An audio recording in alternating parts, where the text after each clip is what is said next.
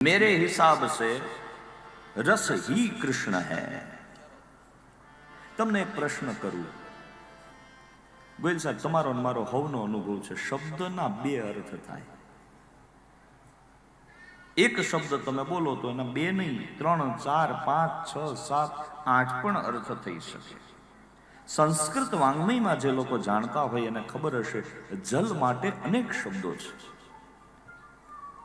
પય, સલિલમ, દક, ઉદક, વારી, તોયમ, સલિલમ, અનેક શબ્દો છે. તમને હું પ્રશ્ન કરું કે પેલા શબ્દ આવ્યો કે પેલા ધ્વનિ, તો લોજિકલી તમને શું લાગે, પેલા શબ્દ આવ્યો હશે કે ધ્વનિ આવ્યો હશે? બોલો. હે, ક્યા બાત. આ યુનિવર્સ જ્યારે સાહેબ શબ્દની ભાષા નતું જાણતું ને, તેથી આખું બ્રહ્માંડ ધ્વનિની ભાષા જાણે છે.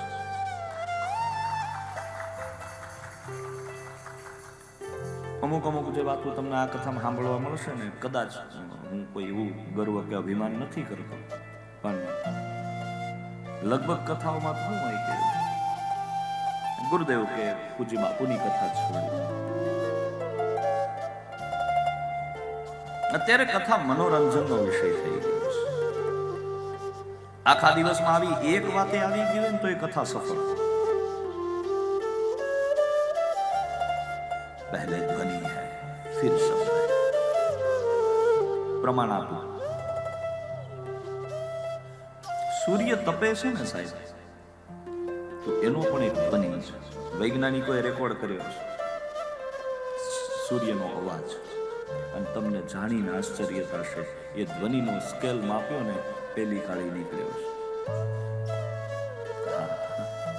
જોકે આપણે બીજી સફેદથી કરીએ છીએ, પણ પેલી કાળી સ્ટાન્ડર્ડ એટલા માટે ગણવામાં આવે છે કારણ કે જે કોઈ પણ તમને ઉર્જા આપે, ઉર્જાનો એક નિયમ છે સાહેબ. અહીંયા સાયન્સના જાણકાર લોકો બેઠા છે. ઉર્જા તો જ થાય જો ઘર્ષણ થાય, અથવા તો ગતિ થાય, ખાલી ઘર્ષણ નહીં. ગતિ પણ ચાલુ છે તો પણ ઉર્જા ઉત્પન્ન થશે. સ્થિતિ સ્થાપક અવસ્થામાં કોઈ વસ્તુ પડી છે, ઉર્જા ઉત્પન્ન નહીં કરે. દાખલા તરીકે પવન ચક્કી છે, તો એ પવન ચક્કી છે, પવન લાગ્યો એટલે ઘર્ષણ થયું, એ ફર્યું. એટલે પવન ઉર્જાનું પેલામાં કન્વર્ટ થયું. શક્તિ કે પાવર ન તમે જન્માવી શકો છો, ન એ જન્મે છે. એક રૂપમાંથી બીજા રૂપમાં કન્વર્ટ થાય છે. આવું આપણે નાનપણમાં શીખ્યા છે. ऊर्जा को उत्पन्न नहीं कर सकते, वो स्वयं प्रकट है. એટલે સૂર્ય જે બોલે છે, જે ગતિ કરે છે, ધીમે ધીમે પોતાની ધરી ઉપર ગોળો ફરે છે, એનું જે ઘર્ષણ છે. એવી જ રીતે આ ધરતી પણ ફરે છે, એનું પણ એક સાઉન્ડ છે. અરે આઘું નથી જવું, તમારા શરીરની અંદર પણ એક સાઉન્ડ છે. જો સાંભળવું હોય તો બે કાન બંધ કરી દેજો,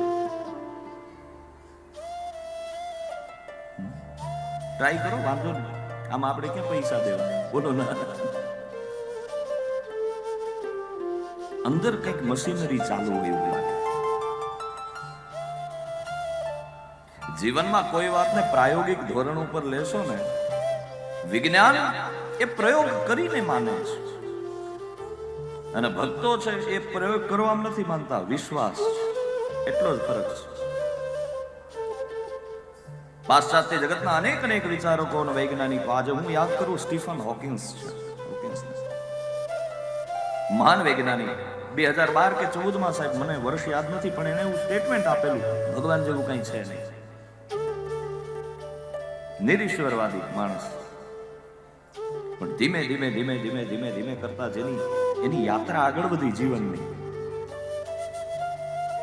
અને આઈ થિંક વચ્ચેના થોડા સમય પછી એને સ્ટેટમેન્ટ આપ્યું કે મેં એક વસ્તુ જાણી છે કે આપણે ધરતીના ગોળાના વાસી વિજ્ઞાનમાં હજી ખૂબ પાછળ છીએ.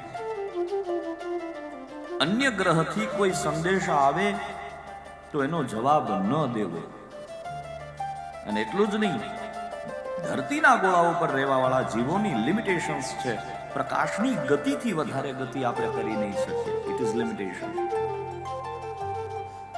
અને ઇનડાયરેક્ટલી એ માણસે એવું સ્વીકાર્યું કે આ ધરતી છે તો આનો કોક બનાવનારો પણ છે અને છે.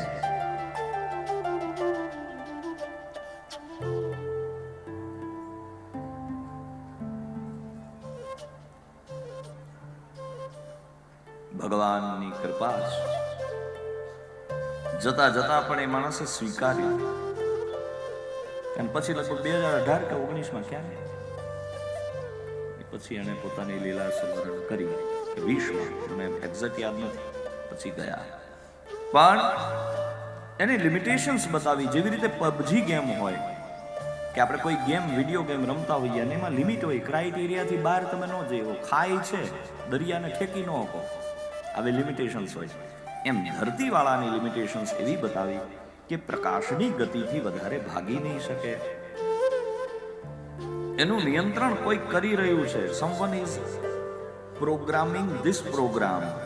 એણે એની ભાષામાં એવું કીધું કે આ એક પ્રોગ્રામ છે અને આને કોઈ પ્રોગ્રામર પ્રોગ્રામિંગ કરી રહ્યું છે. ભગવાન શબ્દ નથી કીધું પણ એ થયું ઇનડાયરેક્ટલી.